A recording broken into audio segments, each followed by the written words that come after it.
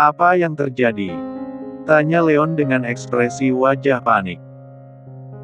Ia yang tadi duduk dengan santai sekarang menatap Cindy dengan penuh tanda tanya. Dokter tidak menjelaskan. Cindy mendadak panik karena ia tahu sejak kemarin Sheva memang mengeluh sakit pada kepalanya.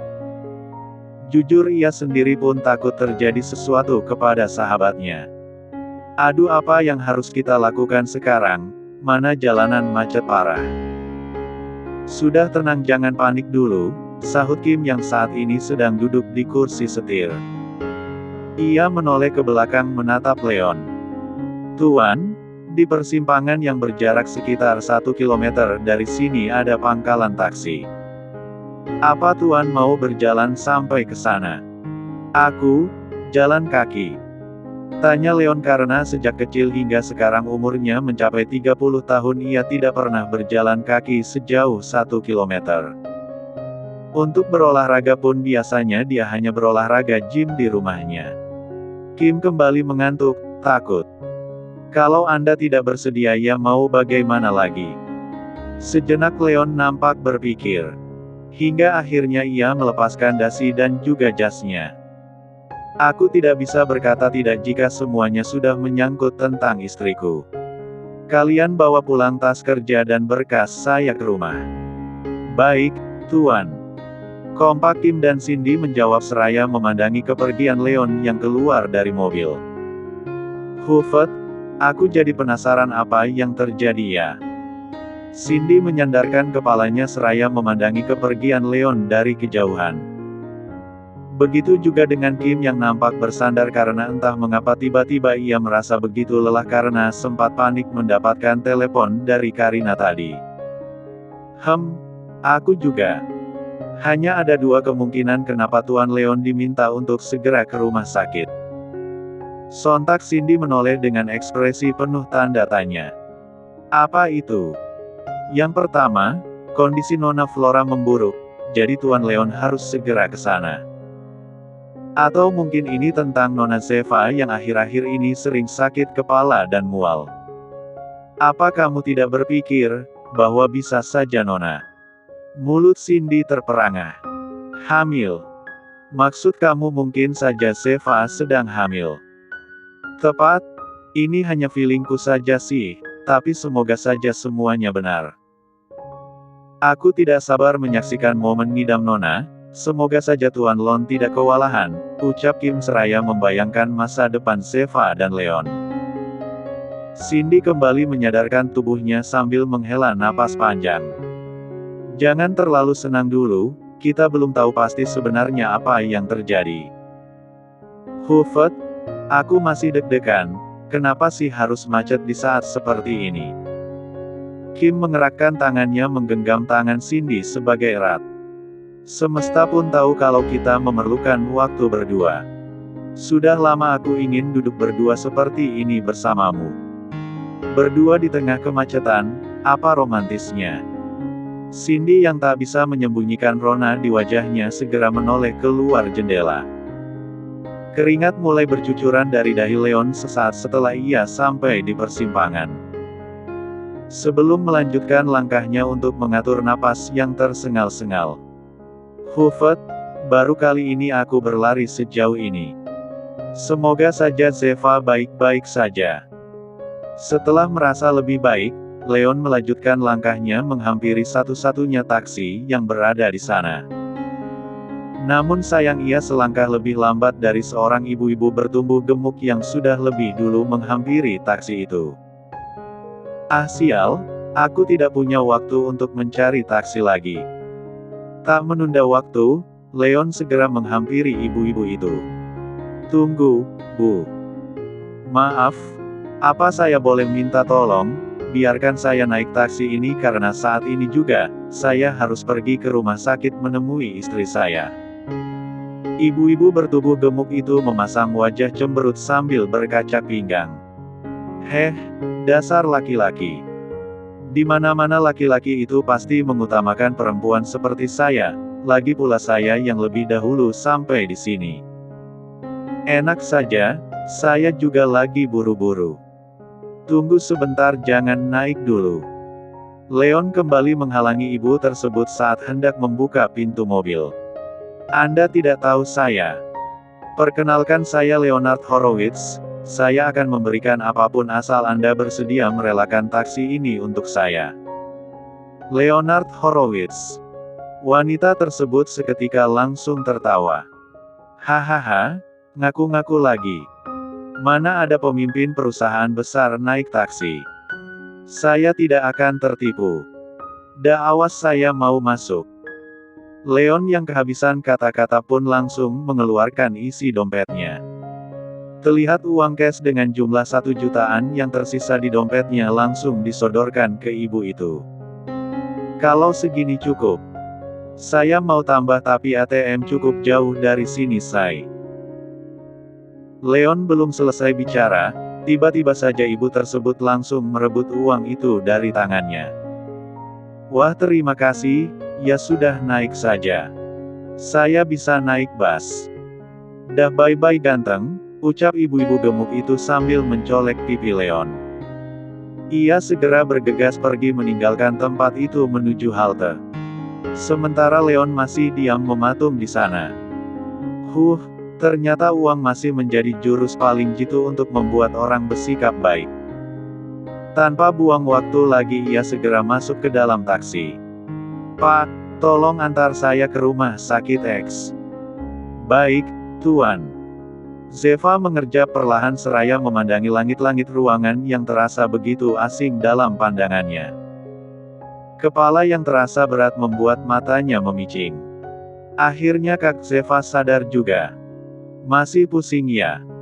Tanya Karina yang sejak tadi duduk di samping sang kakak. Zeva, apa yang kamu rasakan, nak? Tanya Tuan Mike. Ia kebetulan datang untuk memantau kondisi Flora, namun di saat bersamaan, dengan mata kepalanya sendiri ia melihat Zeva jatuh pingsan saat keluar dari ruang rawat Flora. Perlahan Zeva mencoba untuk bangkit dari posisi berbaringnya. Apa yang terjadi, kenapa aku bisa terbaring di sini? Apa vertigoku kambuh lagi? Sepertinya tekanan darahku juga rendah. Kakak jangan asal mendiagnosis hanya karena merasakan gejala-gejala yang kakak anggap vertigo ataupun anemia, sahut Karina sambil berpaku tangan. Terus aku kenapa? Sejak dulu aku memang sering mengalami vertigo namun baru kambuh lagi akhir-akhir ini, ucap Zeva yang kekeh dengan ucapannya. Bukan, Kak. Karina melirik ke arah papanya. Tanya saja sama papa. Zeva beralih menatap sang papa. Pa, apa yang terjadi padaku? Jangan bilang aku sakit berat dan...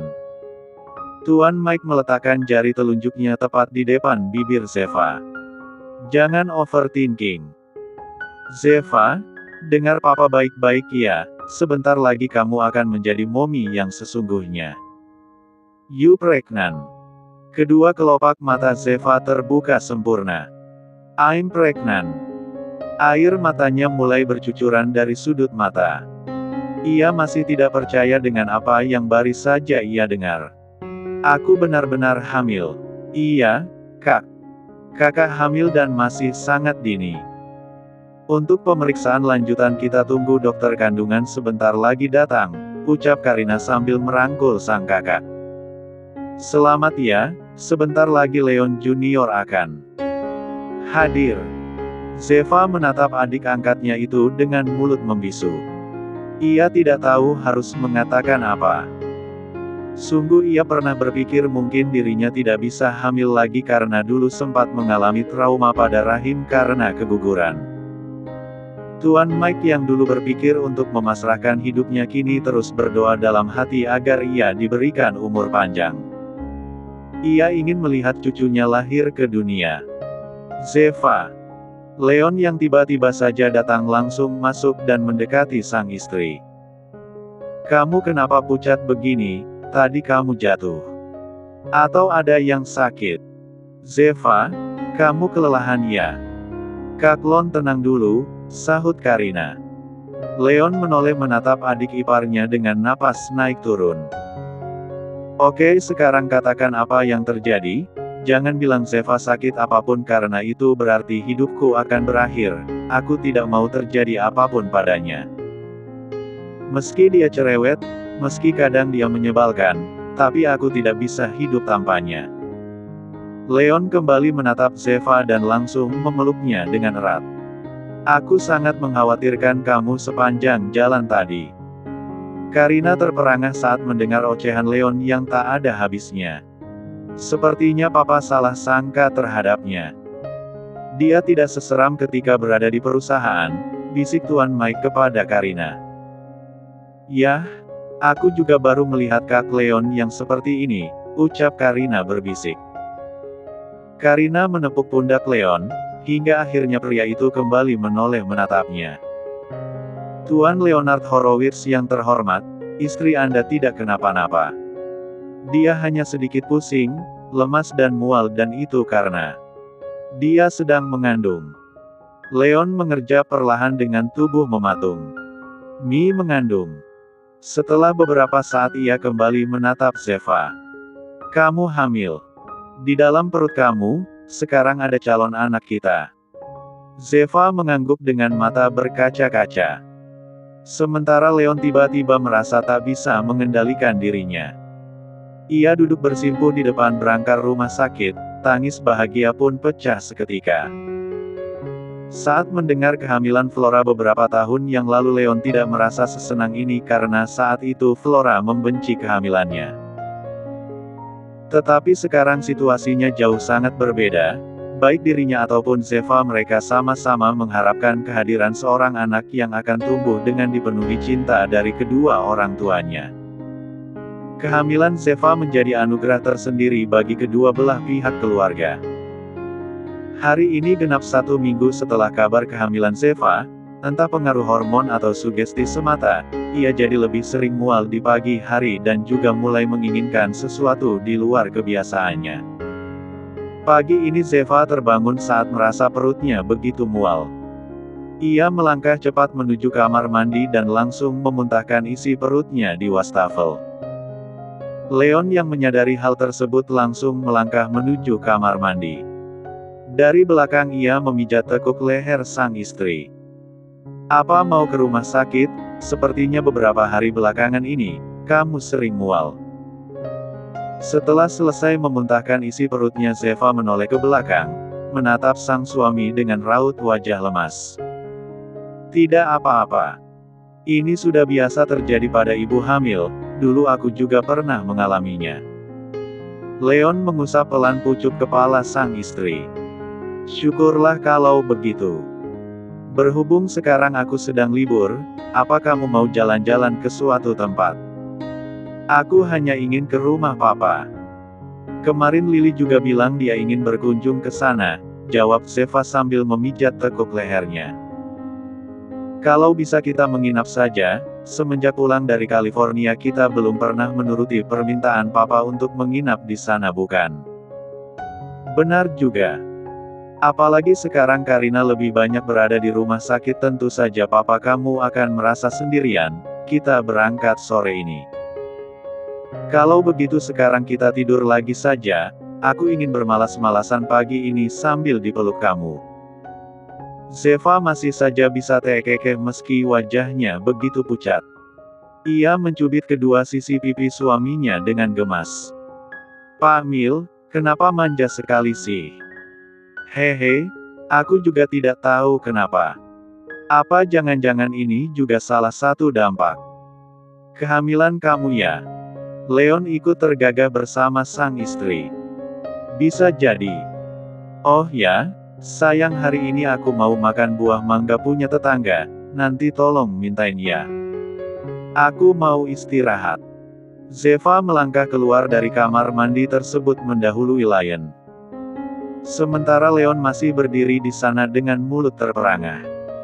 Sayang, kenapa harus punya tetangga? Di supermarket kan banyak.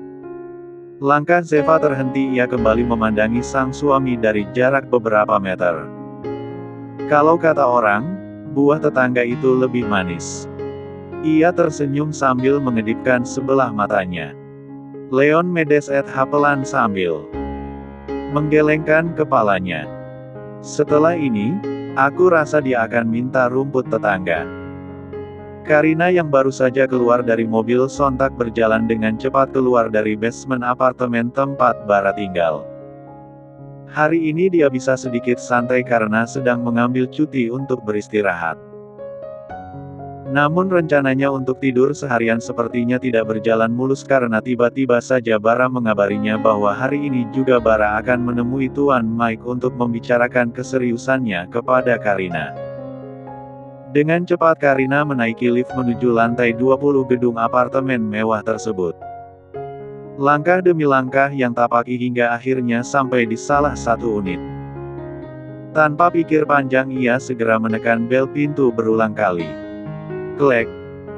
Tak lama pintu itu beneran terbuka, terlihat Bara sudah sangat rapi dengan setelan jas dan juga sepatu pantofel warna hitam yang mengkilap sempurna.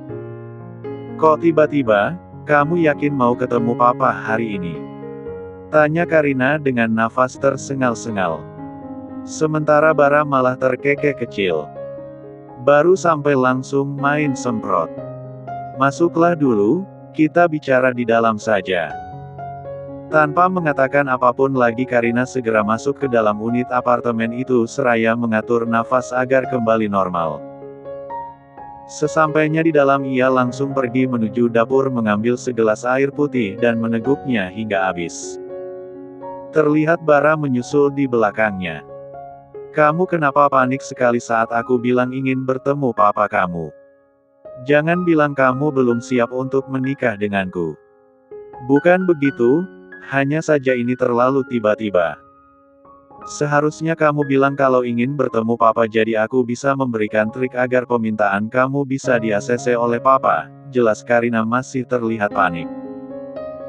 Akhir-akhir ini papa sering murung satu, jika tiba-tiba saja nanti dia marah atau banyak tanya bagaimana, aku takut kamu tidak nyaman, ucap Karina khawatir.